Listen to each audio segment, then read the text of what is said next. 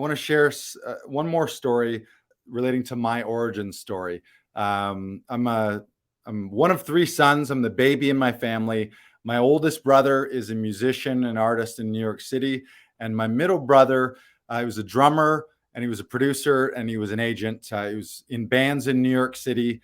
We're dual citizens. I was raised and grew up in New York. My two other brothers I was raised and grew up in Toronto. My two other brothers were more so raised in New York and spent a lot of time there.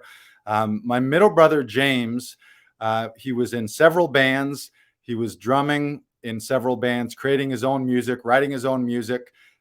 And while he was a musician, obviously a musician, much like actors, can be a rough go, financially, at least in the beginning. So his day job, he became a music agent. He actually worked for a booking agency in New York City. Originally, he was with an agency called ABC, and then he got a job with ICM, which I think now is amalgamated to be a bigger agency. But ICM, one of the largest agencies in the world, represented, at the time when he was with them, they were representing Alicia Keys and all kinds of other top, like A-list names. And it was his job when he wasn't booking and producing his own music gigs in New York City with his own bands.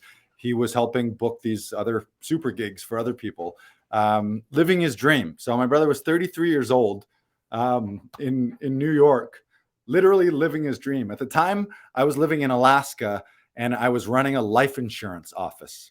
I'm going to repeat that. In 2003, I was living in Anchorage, Alaska. I was a sales manager with a life insurance company. And it was a great company, great financial opportunities and growth opportunities. In the corporate world, it was great. However, if I asked you, any of you right now, picture a hero, picture your dream life. None of you would guess, oh, dream life, sales manager at a financial services office.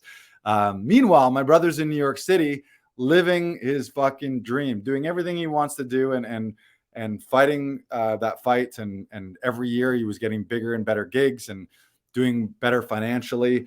And in when was it? In February of 2003, he was diagnosed with esophageal cancer. He was 33 years old, perfect health, like me, big, athletic, physically fit. I think he socially, maybe occasionally smoked a little bit, drank a little bit, partied a little bit, but nothing crazy, very healthy.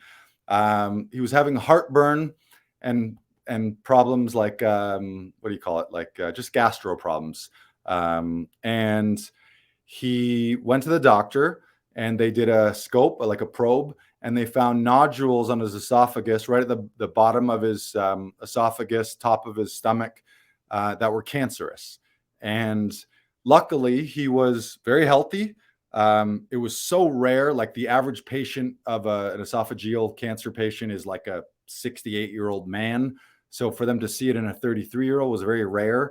He had the best hospital in New York City, Sloan Kettering in New York City. We had family ties to that hospital. So he instantly was fortunate enough through nepotism to get to the top of the list, seen by the best specialist, and he was prescribed a regimen of radiation and chemo. And he was given what they prescribed him at the time based on what he had, based on his age and his other health, which was pretty clean. They were told like 97% of the time, you're going to be okay with this based on who you are, because you're way too young and you're way too healthy, and this is just rare. And then at the end of that, so they did that. Radiation went well, chemo went well, and then the plan was to go in for a day surgery, fairly serious day surgery. They actually would have had to crack open his ribs, and they were going to remove the bottom of his esophagus and the top of his stomach and stitch them together to make sure that none of the cells there, they were like, okay, we think radiation and chemo did it, but we're just going to get rid of any of it and just you'll be good. And he would have been fine after that. 3 days before he was going to go into surgery, he went for the typical CAT scans and MRIs. Before you go into surgery, they always do one last look and make sure there's no surprises, make sure that there's nothing that they didn't miss. And they found something weird in his collarbone. And the cancer had spread. So despite this 97% prognosis, despite the fact that he was in perfect health, it had spread to his collarbone. And then they realized it was in his bones, it was in his spinal fluid, it was in his brain. And so at that point, once cancer is metastasized, they rarely do any surgeries, because then it's like, well, we're not just going to do a surgery here and a surgery there and start taking out all the pieces of your body. It's like, if it's in one spot, we can deal with that. So all of a sudden, he went from being like this close to finishing the treatment. By the way, throughout all this, he was working. He would do chemo, and then he'd have a gig at night. He would have radiation, and then he'd be all day working, booking, because that was what he loved. He was a bull that way. Like, he wouldn't take a break because he was playing his game. And so that was July of 2003. So he was diagnosed in February. July of 2003, we got that word that the prognosis wasn't going to be good. By a month later, August 2003, the doctor said you could last 2 months to 2 years. Right? And he died in December. I was very lucky to be able to be with him in December in New York City, like a fucking hero, like a rock star that he was. I remember it vividly. They did a benefit concert at BB King's. For those of you who know New York, BB King's, unfortunately, based on the pandemic, is closed. But BB King's, famous blues venue right in Times Square, in the thick of it. BB King was often there. Some of the best bands and best performances there. And James was getting very close to potentially being the end. It was in his brain, so the doctor they had him all jacked up on steroids and things to deal with pain and to deal with that. He was in and out of it and not quite himself. But they did a benefit concert for esophageal cancer. I don't know how he did it. He was not feeling that great. We took him in a car in a wheelchair, and he drummed like his fucking life depended on it. And I got to see him in concert at BB King's in a band, surrounded by his family, surrounded by his friends, drumming his fucking life out. He had lost his hair at this point, didn't have eyebrows, cracking jokes like a maniac. Think he might have smoked a cigarette backstage, had a few beers. And I was there. I flew in from Alaska at that time. We didn't know how long he was going to be around. Of course, you're always hoping for the best, and you're refusing to admit that you might not see him again. And a week later, he passed away with my brother next to him. But I've always admired him because of that. And that happened in 2003. I didn't get into stand-up. I got into stand-up and acting and left my corporate world 6 years later. But that was an indelible moment in my life where I witnessed someone who was living their dreams on their own hero journey, doing everything that they wanted to do in their life. And he'd achieved so many amazing things. And then I saw it taken away. Everything was taken away from him. And he didn't really have control over that. And so I clocked that. And it took me a few years to transition from corporate world into